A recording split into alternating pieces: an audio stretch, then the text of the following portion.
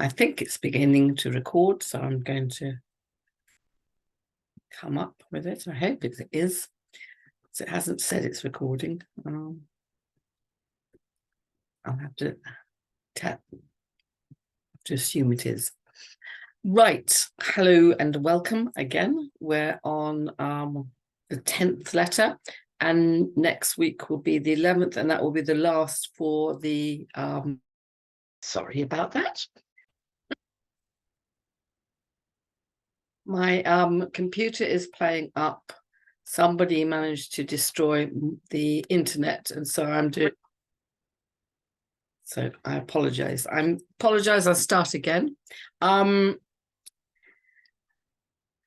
This is week 10 of the letters, and next week will be the last for the semester. I shall do next week, and then we will move.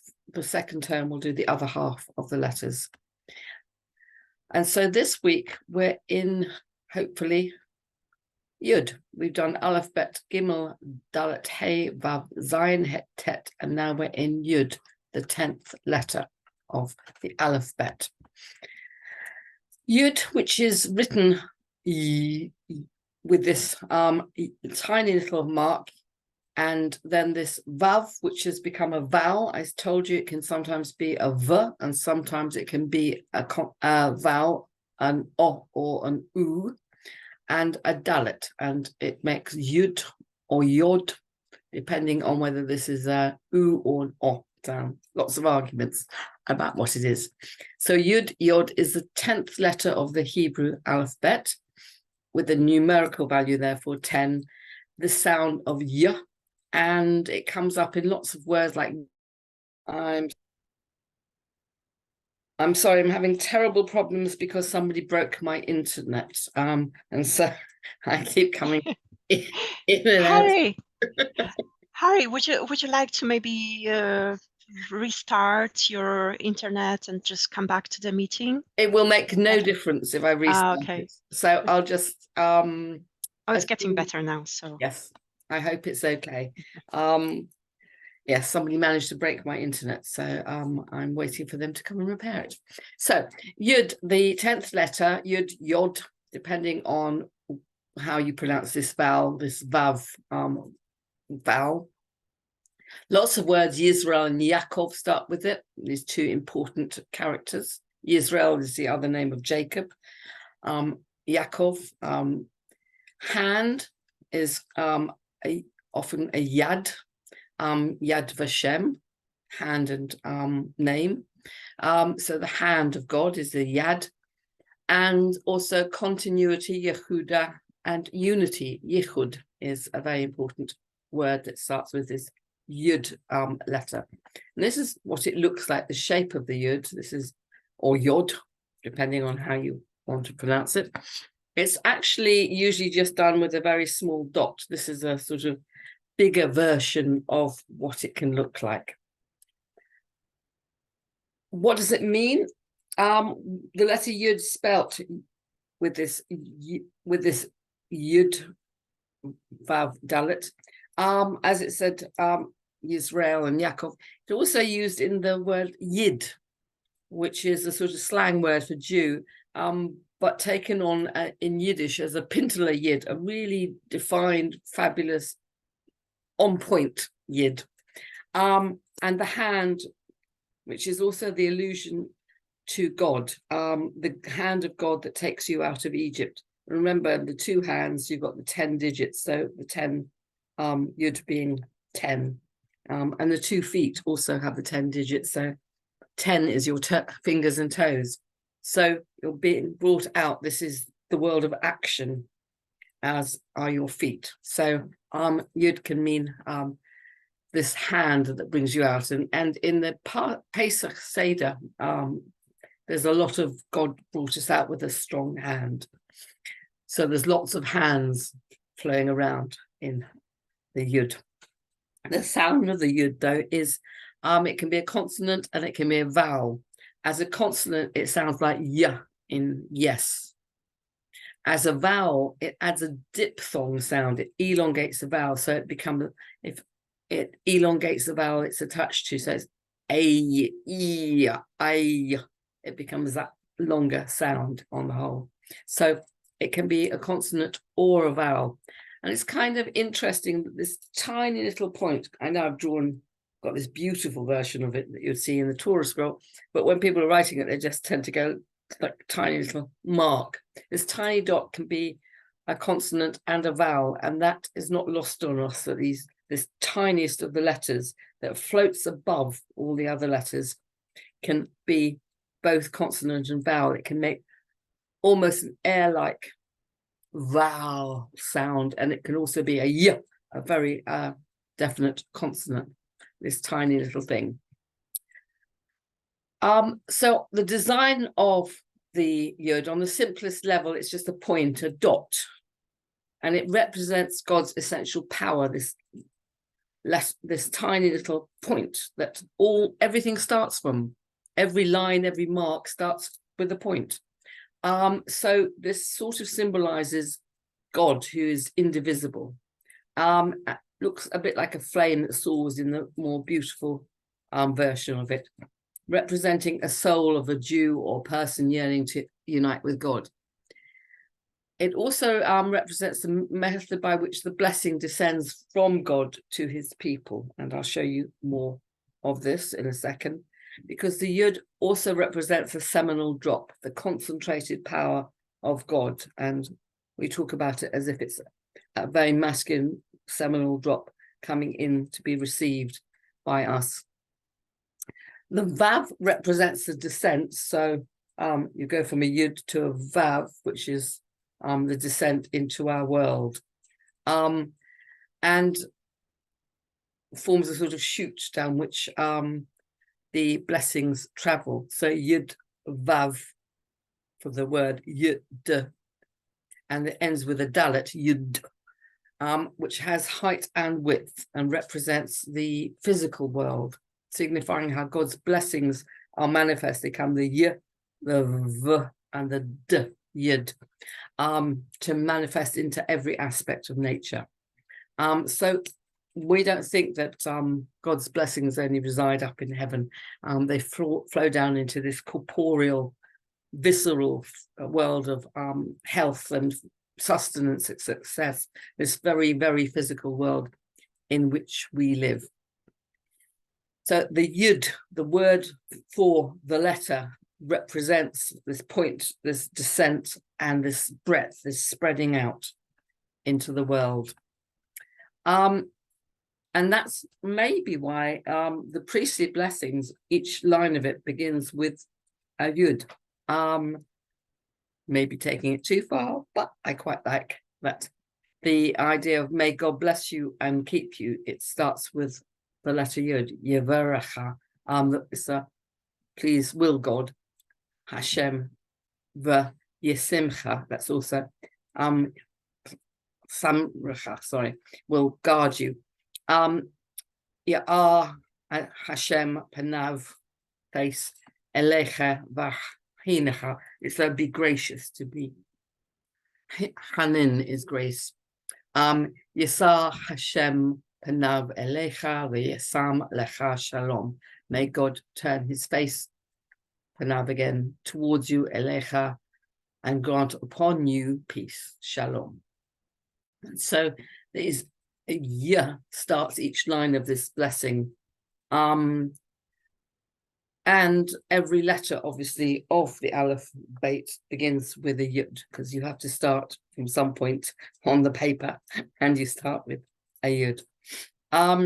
So every letter has this sort of spiritual connection, because they all start from this point of which floats up and is sort of godly in its way, and this sort of drop that is going to descend.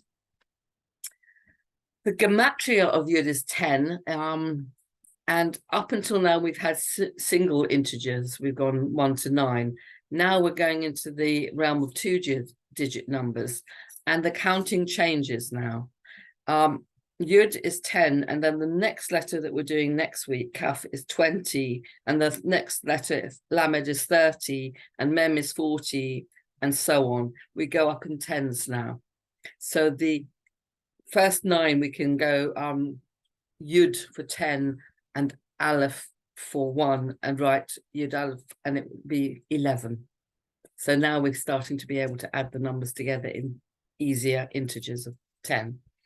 And so the Yud is 10, and as I said, you're going to come across all the others. We'll start Kaf next week, and then we'll go on to next semester, the others. 10 is a particularly strong number in lots of aspects of creation and in the Torah. There are certain numbers that really do stick out, and 10 is one of them. Firstly, there are 10 utterances of speech through which God created the universe. In Genesis, God says, God says, God says, and it's 10 times. So 10 are these utterances into which God makes this universe, this tiny pintula, this tiny little point that is going to become all these letters and all these channels into creation come through this speech, this sound, either a vowel or a consonant sound. So none of this is lost on us. There's also the idea of 10 generations from Adam, the first human, to Noah, when then we have a restart because we're so terrible. And then there's 10 generations from Noah to Abraham. None of this is not, people are aware of this. Then there's the 10 plagues that God brought on the Egyptian people, and then therefore there are 10 miracles that are performed to save the Israelite people from those 10 plagues. So these two things are balanced, the plague and the saving from the plague, so that the Israelites did not succumb to the plagues in Egypt. Then there's God challenging the Jewish people 10 times in the desert. He sets tests for us. I think we fail most of them. It must be so frustrating being God. Set up this beautiful universe, a lovely planet, boom, and what do we do with it? So it must be very annoying. I think maybe God left the room for a while because he couldn't bear it. Then obviously there's the 10 commandments. Most people realize it. They're actually written on 2 tablets. So there's 5 and 5, like 2 hands. And Yod is hands. None of this passes us by. So Yod represents the sort of sanctity and holiness because of this tiny little dot. The importance of this tiny, everything counts at that point. Every person counts, every mark counts. And also we have, when we're making prayers, if there's 10 people to make a prayer assembly, a congregation, there's the idea that the Shekinah, the feminine aspect of God, dwells over that 10. So when you're praying by yourself, you are not having quite the same impact as when you've got a minimum of 10 people, adults, praying together. It's called a minyan. So we tend to like having minyans to pray in the synagogue as a minimum. Yud, as I said, is this point above, but it's also obviously a point below into our universe. It has to drop down into our universe, otherwise it's stuck up in heaven. So how do we differentiate between the Yud that represents God and the Yud that alludes to man? And in our prayer books, you might see 2 consecutive Yuds together. Quite often, instead of spelling out the tetragrammaton, which I'm going to talk about in a second, we will put just 2 Yuds together. It's a shorthand. It symbolizes one of the names of God, which is actually spelt Yud He Vav He. Yud He Vav He, these letters. He comes up twice and Vav once. The tetragrammaton represents a sort of a God that's beyond nature. The second name of God, another one, is Adonai, Aleph, Dalet, Nun, you haven't come to yet, and Yud. And it signifies a master, Adonai. You actually call one of the formal titles for men, Mr. So-and-so is Adon. females are not. It's not a female version of it, but men are called Adon, and my lord Adon is an Adonai. It's a master in this sense. It's an old-fashioned version of it. I suppose we use it in Old English, my lord. So Adonai has this sort of very formal version of master. The yud of the tetragrammaton, this one, is the first yud, and the yud of the Adonai is this last yud, and they sort of represent a fusing together of these two aspects of God, the one who's beyond nature and the one who is invested into nature and sort of manifests into nature. And so it's sort of an amalgam of these two concepts. There are many concepts of God, but these are two, that God is above us and yet is in us as well as part of us and part of the universe. And so it's this is sort of a shorthand way of using his name and using these concepts. And the Yud is the one that links these two concepts together, as in the beginning word and the last, the letter for that word, and the last letter for that word. The tetragrammaton, you now know all the letters to, because you've done them. Yud, Hey, Vav, Hey.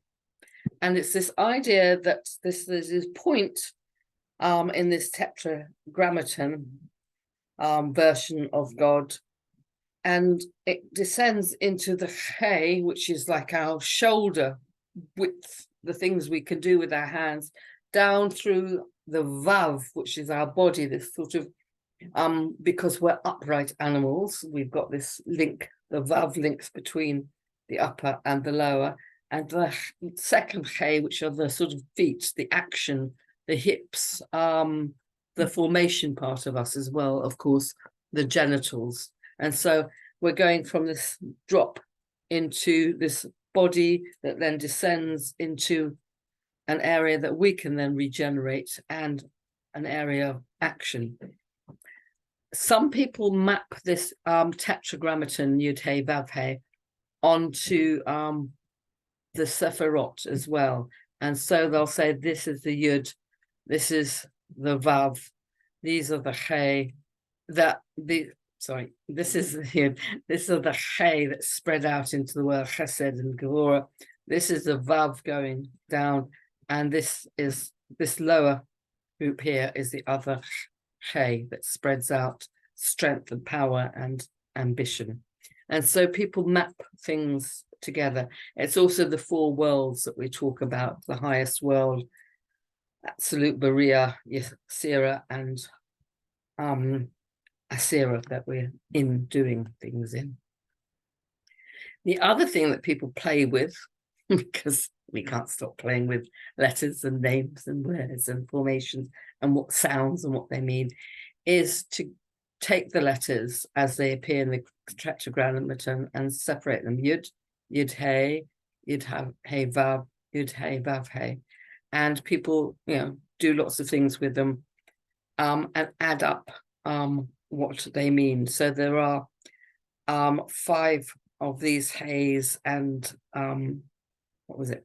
Yud comes up 4 times, so it's 4 times 10. This Hey comes up 3 times, and it's the 5th letter, so it's 3 times 15.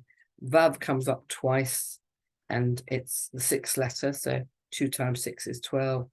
And Hey comes up, it's this Hey, and it's 5. And if you add these together, you get 72, which are the 72 names of God that they think exists when you're searching around in the Torah. So there's everything people can put meaning and numbers to, and sounds, and whether it's a V or Y or whether it's the sort of vowel sound or consonant sound, a Y on I, making it the vowel longer into the space. In the Sefer Yetzirah, it's the gematria of 10. It's also the 6th elemental letter, or simple letter. There's 12 of those. There's 7 double letters we've looked at. There's 3 mother letters. We've only done the Aleph. We've got the Mem and the Shin to come. But there are 12 elemental letters, and they are the ones of action, really, because in creation, the 6th time that this comes up, on the 6th time that God does something, he places, he says something, he sees it, he places it. Here it is being placed, and it's an elemental. It's the 6th time it's come up, and it's the Yud that signifies this placement of action. The Yud in Gematria, in Sefer Yetzirah, also has a space associated with it. The planet Virgo is associated with it. There's 12 tribes, 12 zodiac signs, 12 elementals that have these space things to it, all these linkages. It's also got a time associated with it, which is the month of Elul, which is a very nice month. I love Elul. It comes just before the new year. It's a time of self-reflection that you're meant to, so it's sort of September time, you're meant to work on improving yourself, and being more Yud-like than, being more holy, I suppose, working on your inner self. It's also got a place in the body, soul, the nefesh, the left kidney, which kidneys, I don't know if they realize were organs that purify the blood and get toxic waste out. I have no idea, but it kind of nicely that it links to Elul, which is a month of getting toxic waste out, I suppose.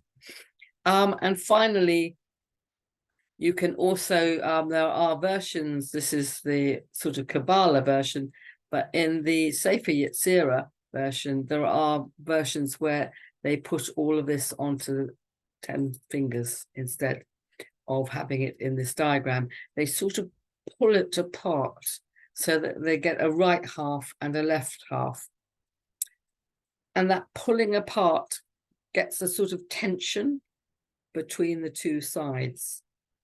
And we live in that tension. There's a whole thing about that in the Holy of Holies is the Ark of the Covenant with the 10 tablets. There are 2 tablets with the 10 commandments on, and there's those cherubim on either side, and God is sort of in the space, most concentrated in the space between, because we're pulling apart different aspects of ourselves in these sephirot that make up the universe. They make up us as well. They might make up sort of aspects of the whole. And we're always in Sefer Yetzirah, we're always one opposite the other, beginning opposite end, up opposite down, north opposite west, east, sorry, north opposite south, up opposite down, good opposite bad.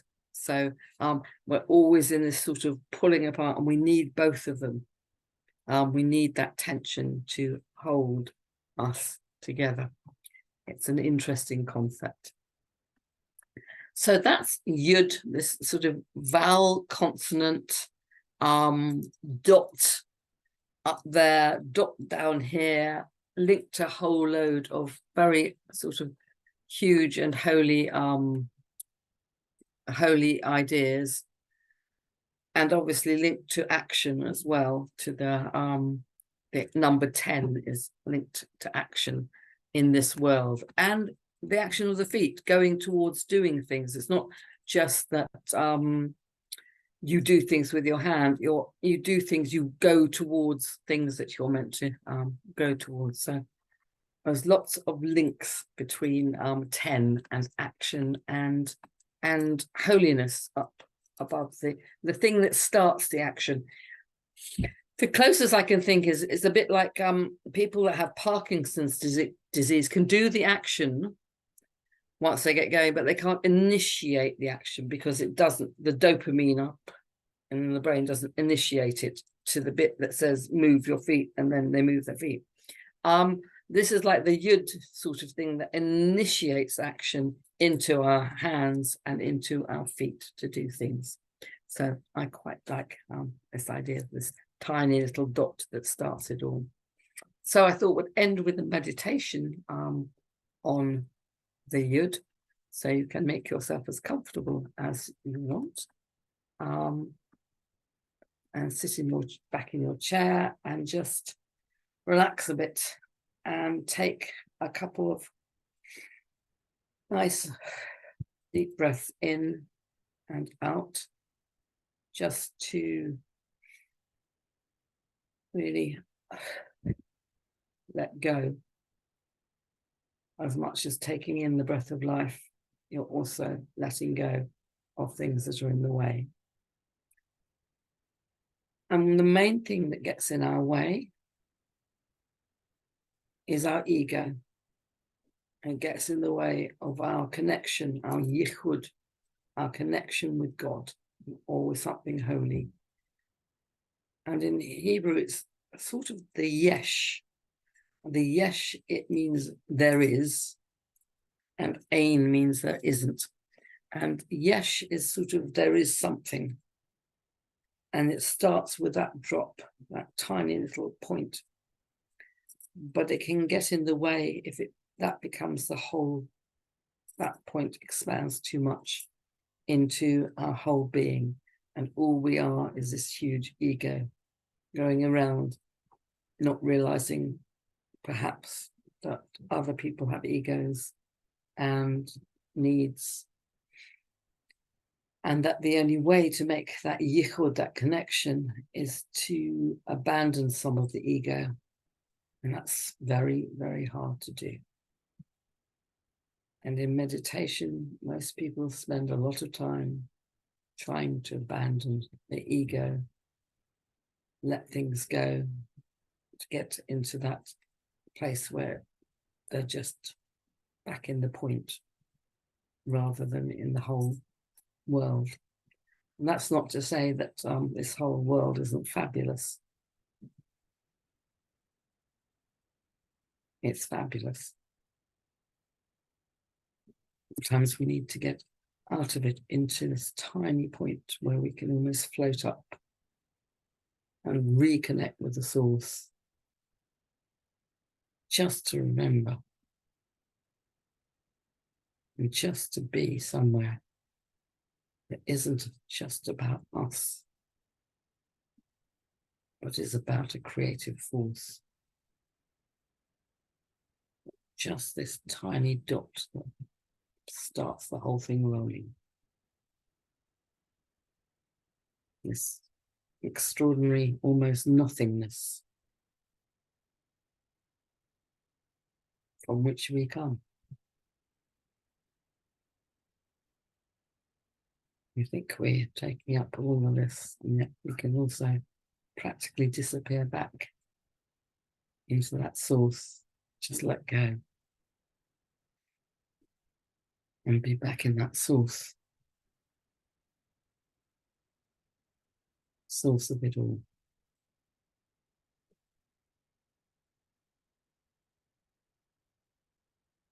Hardest thing to do is trying to do that.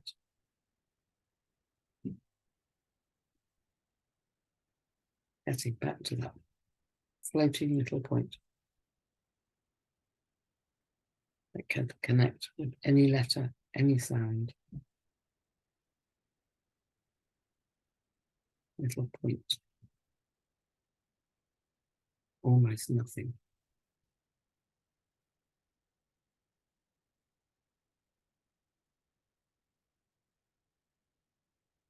And take a couple of breaths and come back into the room.